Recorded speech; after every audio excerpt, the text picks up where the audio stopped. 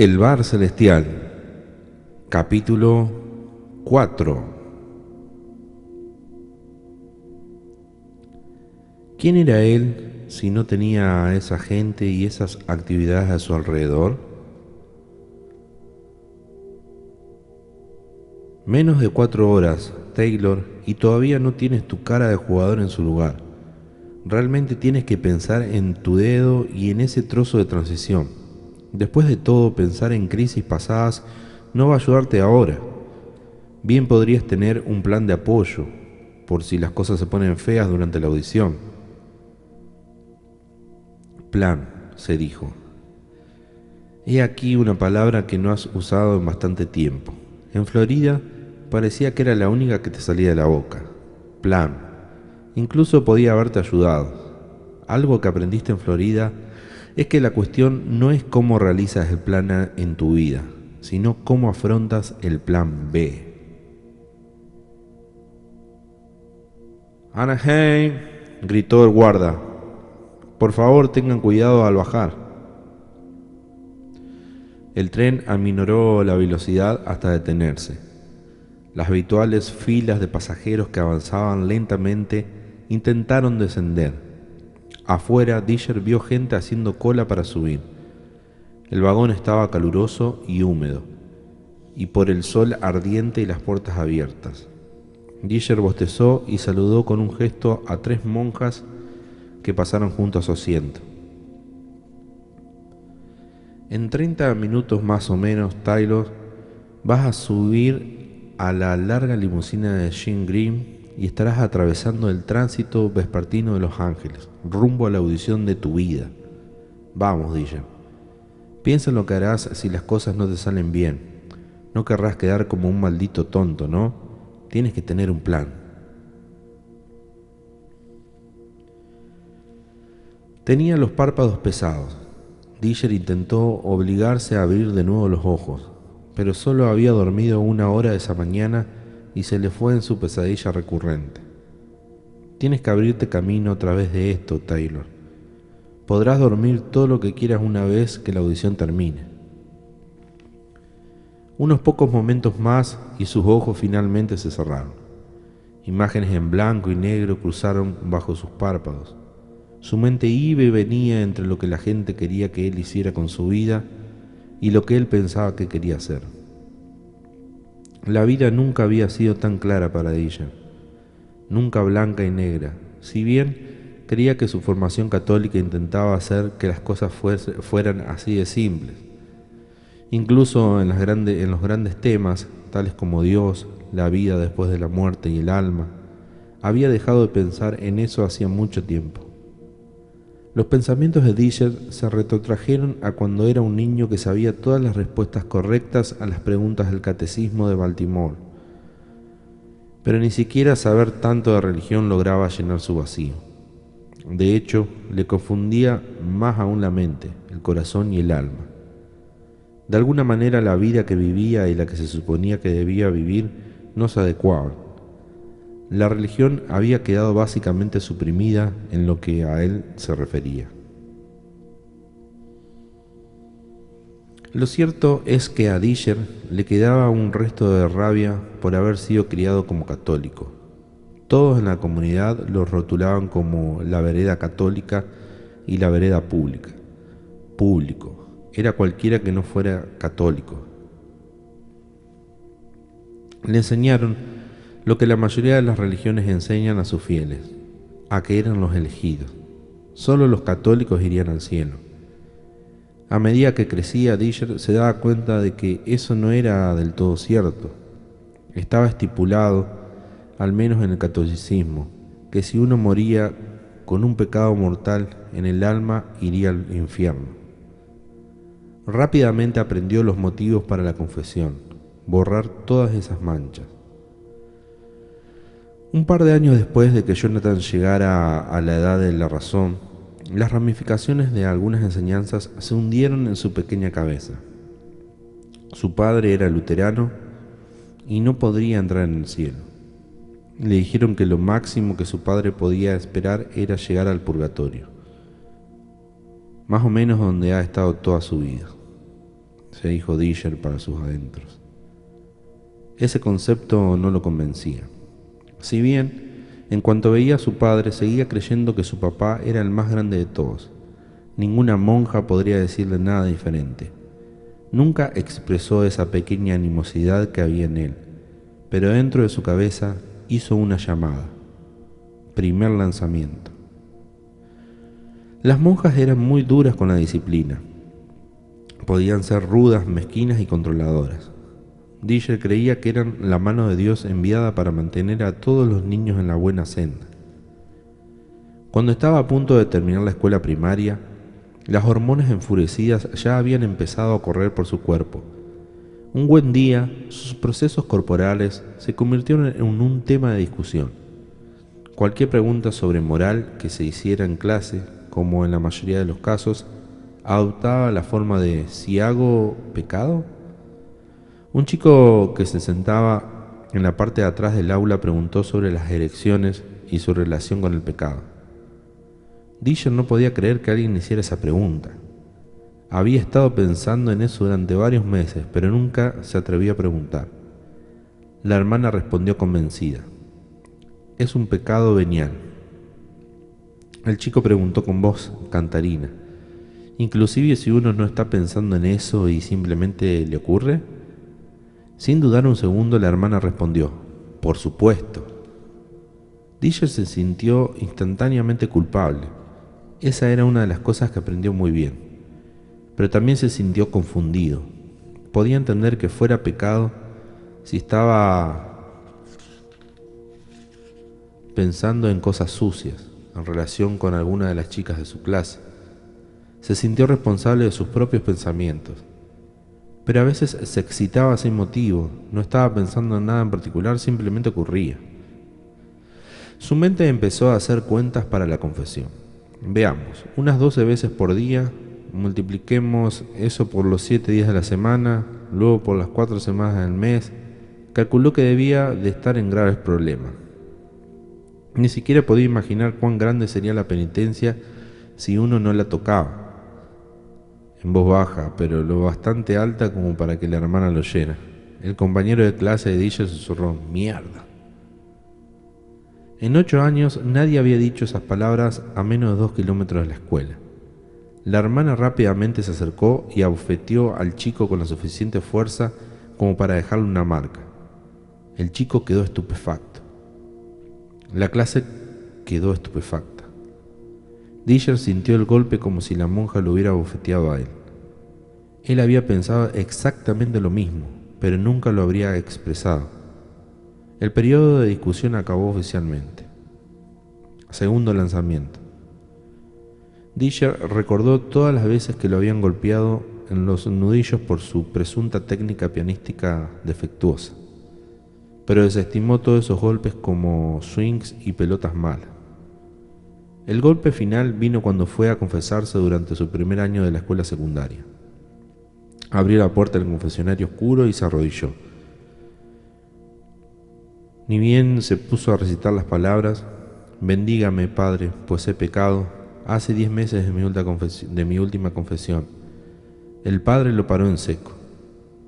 El rostro oscurecido por la rejilla procedió a darle un sermón acerca de dejar pasar demasiado tiempo entre confesiones. La primera reacción de Diller fue de desconcierto.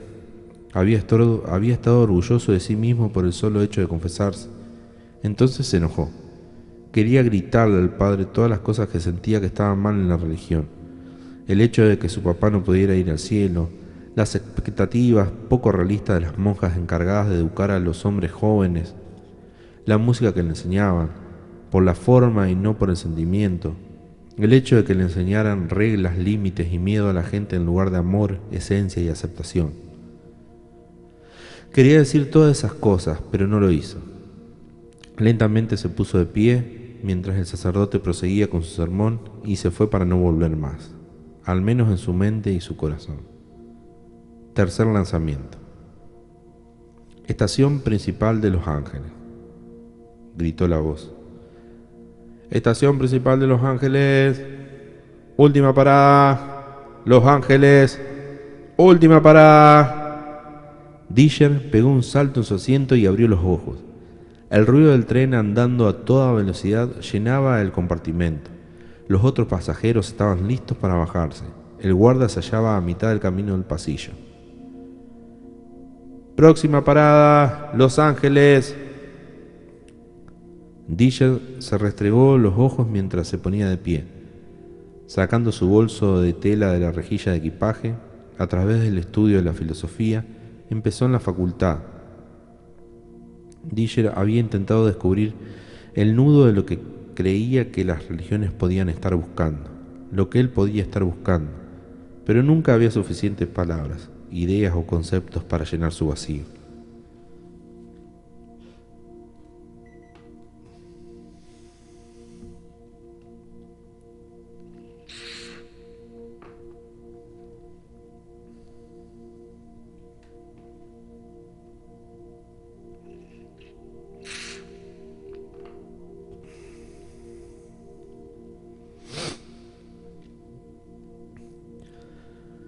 Disher sacudió la cabeza e intentó centrarse en el presente. Vamos, Taylor. Ya casi estás allí y sigues sin haber pensado un plan B. Pensar en el núcleo de tu vacío interior no te va a llevar a nada. No pensarás que puedes salir triunfante de una audición sin una estrategia de apoyo, ¿no? No tienes 2 o 3 audiciones más esperándote. Debes encontrar una forma de empalmar un movimiento con el otro con gracia, sin estrellarte ni quemarte. Debes sacarlo todo, pero también tener un plan de escape. El ruido rompió su ensimismamiento. Mientras el tren frenaba, el ruido del acero rodando sobre el acero era ensordecedor. A sus espaldas un bebé empezó a llorar. Espléndido, pensó. Supongo que tendré que pensar en un plan B cuando esté en La Paz y la quietud de esa larga limusina que me envías, Jim Green. Gracias a Dios que Jim Green existe. El tren bajó la velocidad hasta detenerse. Espero que Jim Green no haya estado bromeando. No me gustaría tener que encontrar los estudios Warner por mí mismo. Sería una verdadera pesadilla. Con una bolsa de traje colgada de un hombro y una valija en la otra mano, Disher dejó la comodidad del tren y caminó por la larga plataforma hacia el centro de la estación. Estudió los rostros de la gente que saludaba a los pasajeros. Le habían dicho que buscara a alguien llevando un gran cartel con su nombre. Mientras se unía a la multitud que caminaba por los largos y anchos corredores llenos de ecos, la ansiedad de Disher aumentó. Miró un reloj de pared. Apenas 3 horas para la audición y todavía ando dando vueltas tratando de llegar. Ni siquiera sé dónde voy a hacer cuando llegue allí. Ni siquiera sé qué voy a hacer cuando llegue allí. Esto es estúpido, no debería haber venido. No estoy listo para las grandes organizaciones. Nadie va a permitirme apuntarme una película. No soy nadie. Hay miles de compositores y autores de canciones experimentados con más antecedentes de los que yo jamás tendré. ¿Por qué dejé que Green me convenciera de esto? Señor Taylor, Disher oyó una voz femenina, lo llamaba en alguna parte a espaldas de él. Señor Jonathan Taylor, si puedo oírme, por favor levante la mano, dijo la voz cantarina subiendo de tono. Oh, aquí está, sonrió una pelirroja materializándose en medio de la multitud.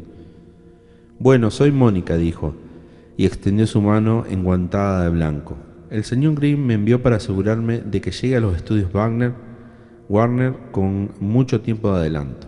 Déjeme llevarle eso, agregó inclinándose para tomar la bolsa del traje de Disher y su valija. Gracias, dijo y se las alcanzó.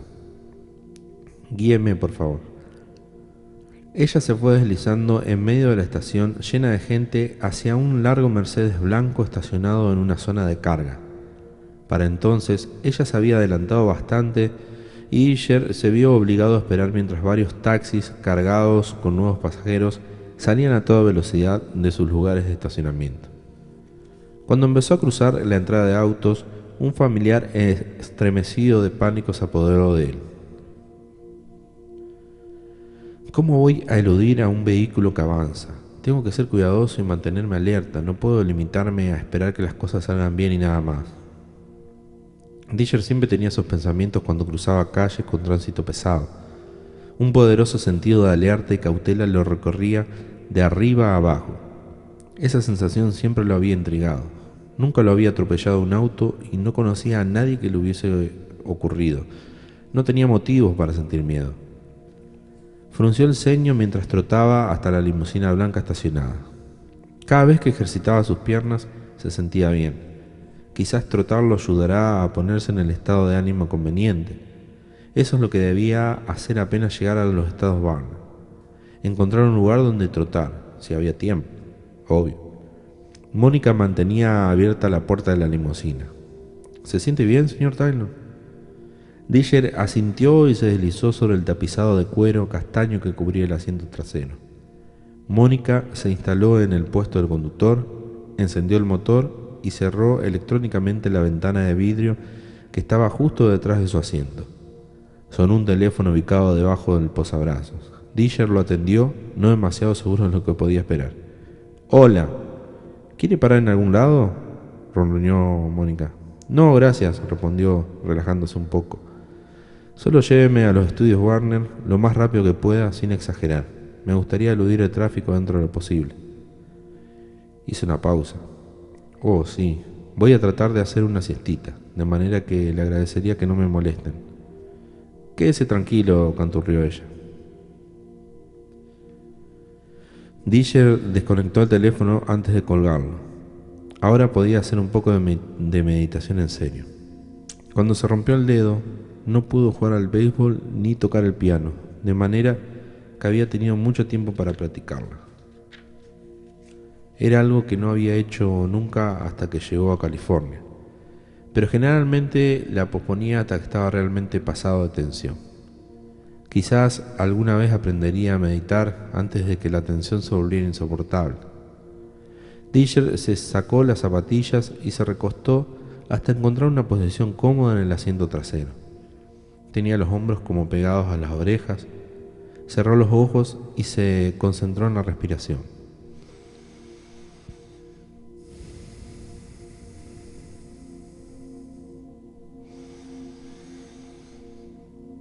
Eso era lo fundamental, concentrarse en la respiración, nada más importaba.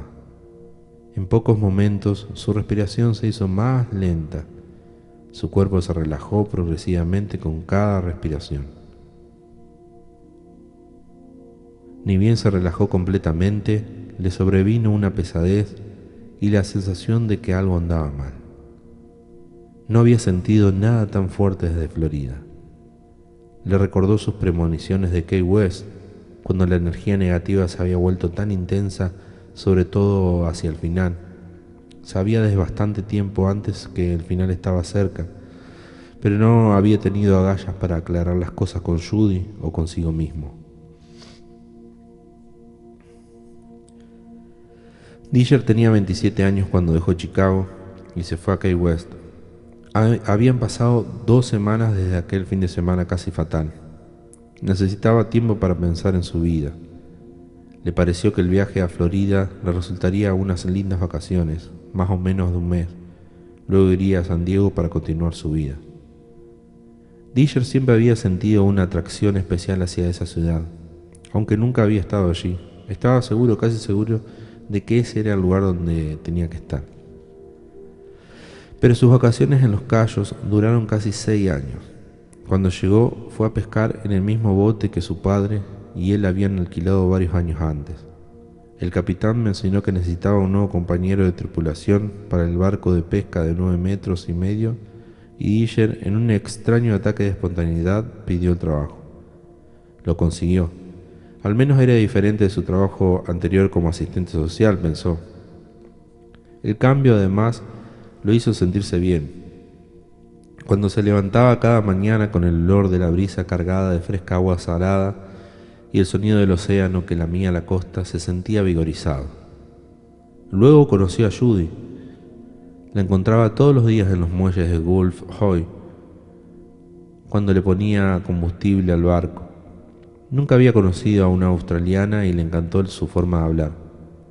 Nada más que con las palabras era como si tocara una música que tejía un encantamiento a su alrededor.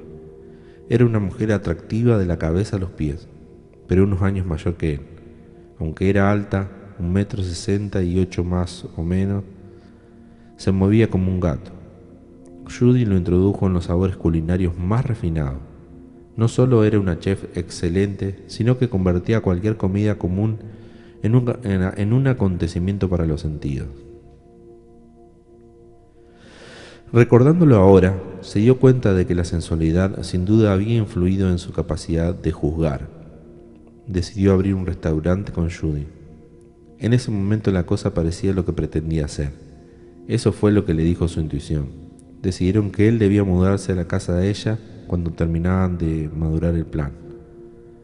Pero en cuanto abrieron la bolsa del canguro en una casa flotante reciclada, los mejores frutos de mar de las profundidades, todas las señales cambiaron. Era como si alguien encargado de la galaxia hubiera encendido su interruptor gigante de energía rotulado Pruebas. Hacia el final, toda la ordalía de Florida se convirtió en una pesadilla.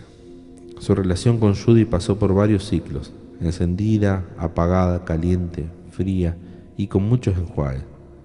Había olvidado el viejo adagio: nunca hagas negocios con tus amigos o tus amantes. Al igual que en Chicago, Disher sabía que habría debido apartarse de toda esa ordalía, mucho antes de que el final cayera sobre él. Su sensación de vacío se acrecentó durante el último año, pero como siempre y a pesar de todo se quedó, no podía irse. Eso habría significado dejar su negocio, sus amigos y sus deportes. ¿Quién era él si no tenía a esa gente y esas actividades a su alrededor? Recordaba un día especialmente doloroso en Key West. Había dormido en el sofá y salido del departamento al amanecer. Judy había perdido el interés en el sexo hacía unos 3 años. En ese momento, él había racionalizado la situación diciéndose que las cosas se resolverían una vez que ambos se acostumbraran a la nueva rutina. Se equivocaba. No solo no quería hacer el amor. A veces él se despertaba en mitad de la noche y descubría que ella, profundamente dormida, lo estaba pateando. Así fue como terminó en el sofá la noche anterior. Era de mañana muy temprano cuando apareció por la bolsa del canguro con el plano del arquitecto en la mano. Judy ya se encontraba allí. Como siempre, estaba en la cocina limpiando. Intentó explicarle una nueva idea que tenía para mejorar el negocio. Le había pedido a un amigo que hiciera un plano de la planta con el nuevo equipamiento. Ella no dijo una palabra. Lavaba y sacudía negativamente la cabeza. ¿No te das cuenta?, le imploró ella. La única forma en que nos arreglemos aquí es poniendo 2 o 3 veces las mesas en cada turno de comida, dijo paseándose por el primer piso de la casa flotante de 2 cubiertas. En una mano llevaba el rollo del plano de planta, una cinta métrica en la otra. Va a funcionar, querida. ¿No le echarías una mirada, aunque fuera?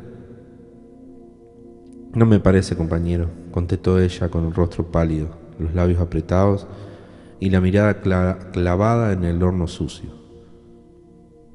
Conozco tu juego.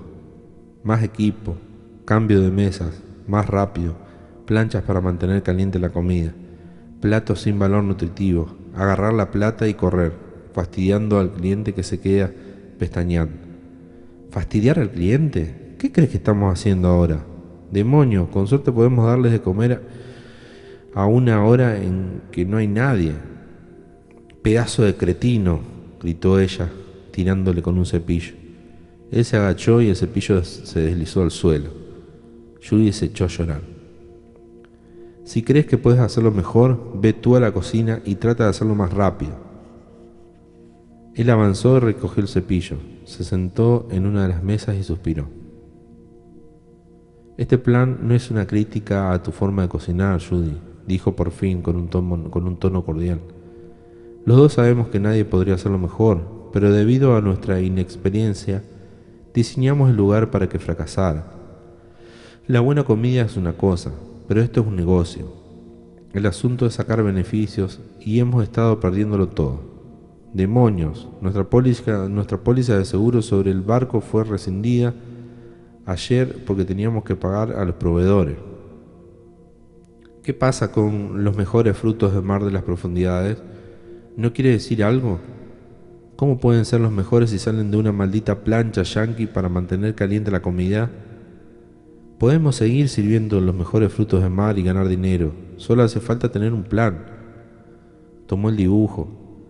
Los tipos de la tienda de provisiones para restaurantes incluso nos cambiarían a algunos equipos por comida gratis. ¿No le echarías una mirada aunque fuera? Ella siguió fregando y no respondió. Disher empezó a echar humo. El dolor de su estómago, que ahora era algo familiar, se intensificó. Tomó su cinta métrica y pegó un portazo tras de sí. Judy se dio vuelta de un salto.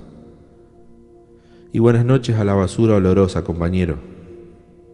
Espero que se congele todo el infierno antes de que vuelva a ver tu cara de yankee hipócrita. Disher se fue de la casa ese mismo día. Unos días más tarde, Judy le mandó a decir que si quería poner en venta el restaurante, ella estaba de acuerdo. Tendría que haber actuado con más cautela. 24 horas después de haber puesto el aviso, se presentó un comprador con buenas referencias e hizo una oferta. Cuando ella llamó a Judy para contárselos, se salía de sí de excitación. Quizá las cosas salieran bien.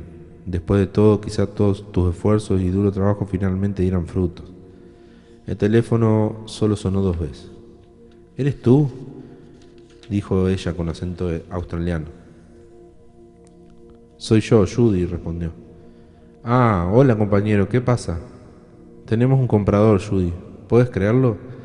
Tenemos un comprador honesto con el pan que está dispuesto a pagar en efectivo. ¿Cuánto? 65, pero efectivo y está dispuesto a arreglar mañana o cuando nosotros digamos. Silencio. No es lo que acordamos, repuso ella fríamente. Convinimos en vender por $100,000. Ya lo sé, Judy, pero es en efectivo. En general estas cosas se arrastran años y años y tienes que hacer juicio por tu dinero y es un lío. Esto es en efectivo. Nada de sí, pero... ni de claro que... Ella se aclaró la garganta. Ahora me escuchas tú a mí, señor Taylor, dijo ella mientras su voz subía de volumen. Estoy enferma y harta de tu maldita mierda yankee. Dije $100,000 y no lo dije en serio. Ni $1 menos. ¿Está claro, compañero? A esa altura estaba gritando. Disher se puso furioso. Lo que está claro es que no tenías ninguna intención de vender. Colgó el teléfono de un golpe. Después de eso, el sentimiento omnioso empezó realmente a asomar su horrible cabeza. Llegaba a su casa por la noche, agotado después de trabajar todo el día en el barco. Ni bien se duchaba y comía, una poderosa energía negativa se apoderaba de él hasta que iba al muelle Garrison y se aseguraba de que la bolsa del canguro estaba bien. Ahí se quedaba parado, oculto en las sombras. Intentaba asegurarse de que nadie lo viera, pero tenía que comprobar que todo en el restaurante estaba en orden. Controlaba las amarras y estaba atento a la menor señal de que un cliente se sentía insatisfecho al sentarse a la mesa. Por los ruidos que oía, las cosas parecían andar bien. Sin embargo, no se calmaba su sensación de que algo andaba mal, más bien empeoraba. Unas noches más tarde, después de que el restaurante había cerrado hasta el día siguiente, se puso su equipo de buceo y se deslizó sin que nadie lo viera en las cálidas aguas del Golfo. Con una lámpara submarina prestada, controló la quilla de la casa flotante. Mientras buscaba cualquier defecto, le pareció que veía la sombra de un hombre parado en el muelle de madera. Todo parecía en orden. Por supuesto, había algunos percebes y algas, pero nada preocupante, nada insólito o peligroso para la seguridad del barco. Cuando subió al muelle, buscó la figura sombría, pero no pudo ver a nadie. Se sacó las patas de rana y la máscara.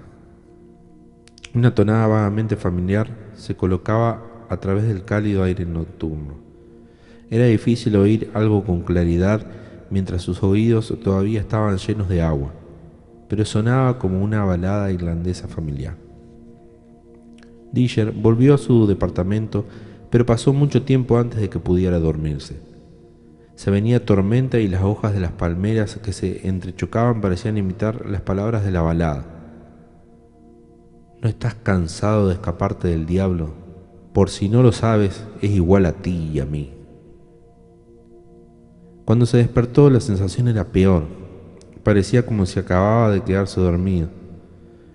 Lo único que podía ver era la lluvia golpeando contra las ventanas, el techo y las paredes exteriores de su recién alquilado departamento. El ruido era tan fuerte e incesante que le recordó las tormentas de granizo de Chicago. En ese preciso momento el viento aullaba y jadeaba como una bestia furiosa y acorralada que intentaba evitar que la capturaran, avanzando salvajemente en una dirección, luego en otra y en otra más. El departamento de Disher crujía y gruñía, mientras sábanas de lluvia empapaban el edificio. ¡La bolsa del canguro! Disher se levantó de un salto y miró afuera, hacia el bulevar Atlántico. La mayoría de las luces funcionaban. Entre ráfagas pudo ver la sombra de las palmeras que se inclinaban y sacudían como enormes mazorcas de maíz. Algunas ya habían sido arrancadas y estaban caídas en el suelo. Ramas rotas, sillas de jardín y desechos cubrían las calles y los patios. Era la peor tormenta nocturna que había visto en Key West. Calculó que el viento sería de unos 80 o 100 kilómetros por hora. Sabía que era peligroso, pero tenía que llegar al restaurante.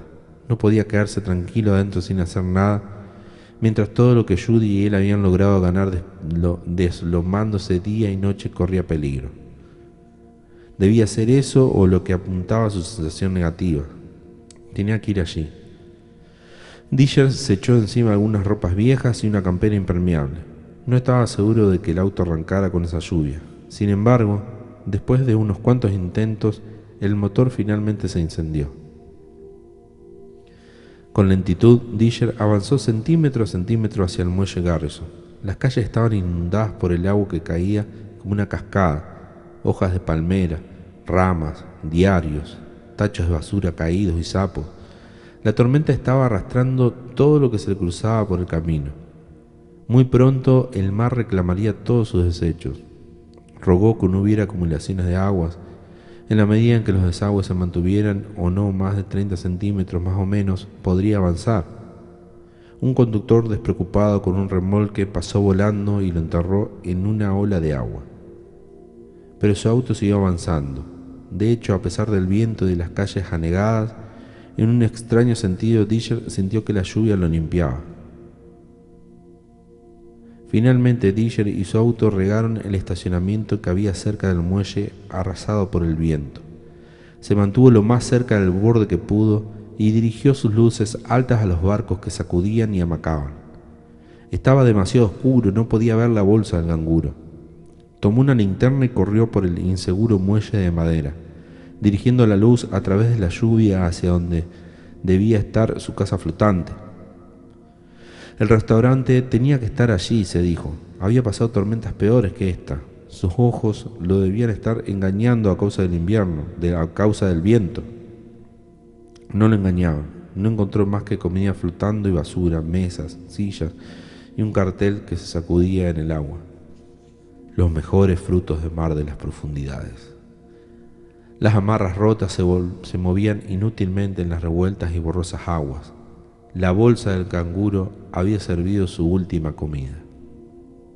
De pronto sintió necesidad de vomitar. La póliza de seguro vencida. La venta que nunca se había realizado. Todo ese trabajo, todas esas horas robadas al sueño. Todo el tiempo que él y Judy nunca pasaron juntos, simplemente relajados y disfrutando uno del otro como lo hacían cuando se conocieron. Todo el tiempo que no pasó haciendo cosas que quería hacer, como tocar el piano y componer nueva música. Todo lo que había sudado arreglando y construyendo y limpiando y planeando, todas las peleas y discusiones y hostilidades, todos esos miles y miles de horas de tiempo precioso, todo el dinero duramente ganado que ambos habían puesto en eso, perdidos, perdidos para siempre. ¿Y a cambio de qué? La piel de Dilger se cubrió el sudor mientras el estómago se le acalambraba. Con un rápido movimiento involuntario, todo lo que había dentro de él fue violentamente proyectado en las aguas cubiertas de espuma blanca. «Señor Taylor», Dilger sintió que le sacudían el hombro. «Señor Taylor, hemos llegado». Pegó un salto en su asiento. El sol brillaba y él se hallaba en el sector trasero de la limusina Mercedes. Mónica estaba inclinada sobre él. «Sano y salvo», dijo con una sonrisa agitando las pestañas. «Sala de sonido número 34 de los estudios Warner, exactamente como dijo el señor Green. Si has llegado hasta aquí y te gustó, espero que te suscribas a nuestro canal para poder hacer más lecturas y cosas interesantes. Gracias. Chau.